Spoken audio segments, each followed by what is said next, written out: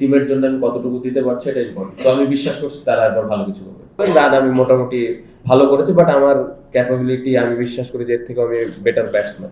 ওই দিনে আমাদের ভালো ক্রিকেট খেলাটা খুব ইম্পর্টেন্ট। সো আমি বিশ্বাস করি যে ওই দিন যদি আমরা ভালো ক্রিকেটটা খেলতে পারি, যে কোনো টিমকে আমরা হারাতে পারবো। না, অবশ্যই লাস্ট যে চ্যাম্পিয়ন্স ট্রফিটা আমরা খেলেছিলাম ভালো একটা মেমোরিজ ছিল।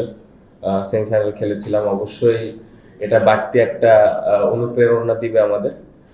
পাশাপাশি দেশের মানুষের এক্সপেকটেশন, পাশাপাশি ফ্যামিলির এক্সপেকটেশন, প্লেয়ারদের এক্সপেকটেশন তো আছেই। সো ওভারঅল আমরা যেভাবে প্রিপারেশন নিতে পেরেছি সোফার আলহামদুলিল্লাহ, বিশ্বাস করছি যে ভালো অবস্থানে যাওয়া সম্ভব।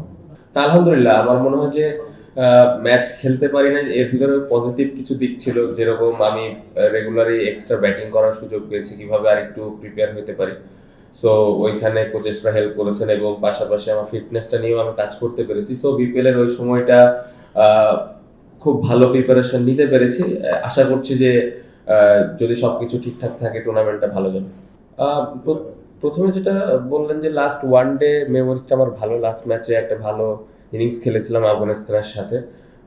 টি-20 ম্যাচ খেলতে পারিনি। টি-20 বিষয়টা নিয়ে যেটা বললেন যে ভালো অবস্থানে নেই, আসলে জিনিসটা হলো ইন্টারন্যাশনাল যদি দেখেন লাস্ট বছর রান মোটামুটি করেছি, বাট স্ট্রাইক রেটটা হয়তো ওইরকম আপ টু দ্য মার্ক ছিল না।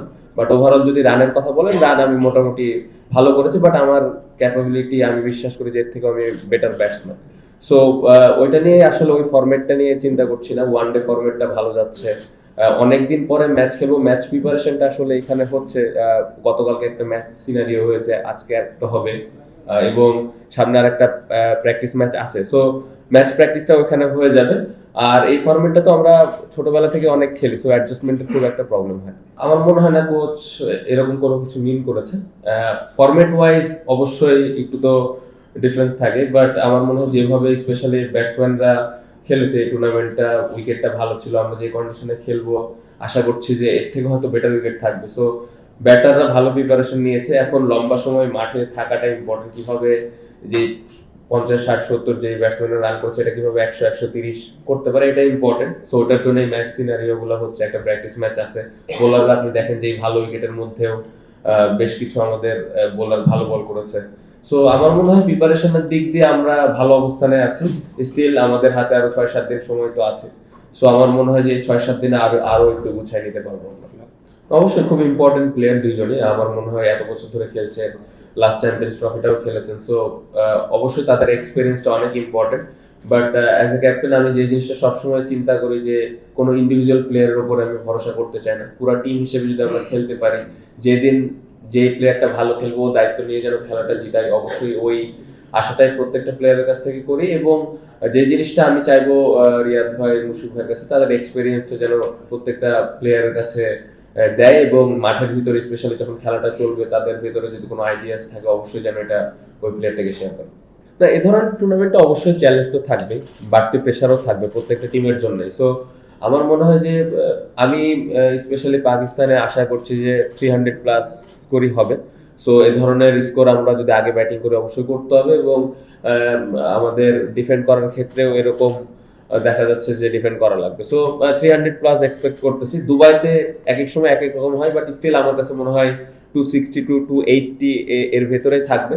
সো বাট এটা আসলে এখানে এভাবে সংখ্যাটা মেজার করাটা ডিফিকাল্ট, বাট যদি ওভারঅল অতীতের স্ট্যাট দেখেন এরকমই থাকে। সো পার্টিকুলার ওই ডেতে আমরা আসলে উইকেটটা দেখে কিরকম রান করা দরকার বা কত রানের মধ্যে আটকানো দরকার, এই জিনিসগুলো নিয়ে আমরা অ্যানালাইসিস করব। আলহামদুলিল্লাহ, আপনি প্রথমে যেটা বললেন রিশাদ খুব ইম্পর্টেন্ট একটা প্লেয়ার। একটু আগে আমি বলেছি প্রত্যেকটা খেলোয়াড়ই খুব ইম্পর্টেন্ট, বাট আমাদের দেশে আসলে রিস্ট স্পিনার বলতে এখন Rishad one of the best bowler. যদিও আমরা অনেক সময় স্ট্যাটে চলে যাই, বাট আমাদের হাতেও এরকম কিন্তু অপশন নেই। বাট রিসেন্টলি ও টি-20 ফরম্যাটটা যেভাবে খেলছি, এখানে বিপিএলও যদি দেখেন ও 2-3টা ম্যাচ আমার মনে হয় একাই জিতাইছে। খুবই ভালো বোলিং এবং পাশাপাশি ব্যাটিং আর ফিল্ডিংটা তো আমরা জানি। সো খুব ইম্পর্টেন্ট একটা প্লেয়ার। আমি খুবই খুশি বিপিএল ও যেভাবে বোলিং এবং ব্যাটিং করেছে। আমি আরো বেশি কিছু এক্সপেক্ট করেছিলাম বিপিএল, বাট যতটুকু করেছে আমি কোয়াইট হ্যাপি। রাহুলপিন্ডিতে খুব ভালো এক্সপিরিয়েন্স, আমাদের পাকিস্তানের সাথে টেস্ট আমরা জিতে আসলাম। সো ম্যাক্সিমাম ক্রিকেটার এখানে আছে, আমার মনে হয় 6-7টা ক্রিকেটার তো আছে। সো এই এক্সপিরিয়েন্সটা কাজে দিবে এবং এই মেমোরিজ গুলা অবশ্যই হেল্প করে মেন্টালি। বাট ওই দিনে আমাদের ভালো ক্রিকেট খেলাটা খুব ইম্পর্টেন্ট। সো আমি বিশ্বাস করি যে ওই দিন যদি আমরা ভালো ক্রিকেটটা খেলতে পারি, যে কোনো টিমকে আমরা হারাতে পারবো। না, প্রত্যেকটা টিমের প্রত্যেকটা ইন্ডিভিজুয়াল ক্রিকেটারই কিন্তু ক্যাপাবল একটা দলকে জিতানোর জন্য। অবশ্যই এর ভিতরে এক একটা দলে এক্স ফ্যাক্টর থাকে, অবশ্যই সে অনেক বড় বোলার, বাট আসলে এইভাবে ইন্ডিভিজুয়াল আমরা কোনো ধরনের কোনো প্ল্যান করতে চাই না। পুরো টিমের একটা প্ল্যান থাকে, কোন বোলারকে কিভাবে হ্যান্ডেল করবো বা কোন ব্যাটসম্যানকে কিভাবে আটকাবো। সো ওভারঅল একটা প্রপার টিম প্ল্যান থাকে। না, আমার কাছে এরকম কোনো কিছু মনে হয় না। এখানে যে 8টা টিম আছে, 8টা টিমই ডিজার্ভ করে চ্যাম্পিয়ন হওয়ার জন্য, এবং এই 8টা কোয়ালিটি টিম। এবং আমি বিশ্বাস করি আমাদের টিমের ওই অ্যাবিলিটি আছে।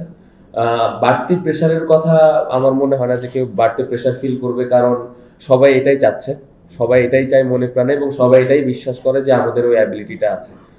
আমাদের রিজিকে আল্লাহ কি লিখে রেখেছেন আমরা জানি না, বাট আমার কাছে মনে হয় যে আমরা ওইভাবে মেহনত করতেছি, ওই আমাদের অনেস্টির সাথে আমরা কাজ করছি, এবং প্রত্যেকটা প্লেয়ার বিশ্বাস করি যে আমরা ওই আমাদের যে লক্ষ্য, ওই লক্ষ্যে পৌঁছাতে পারবো।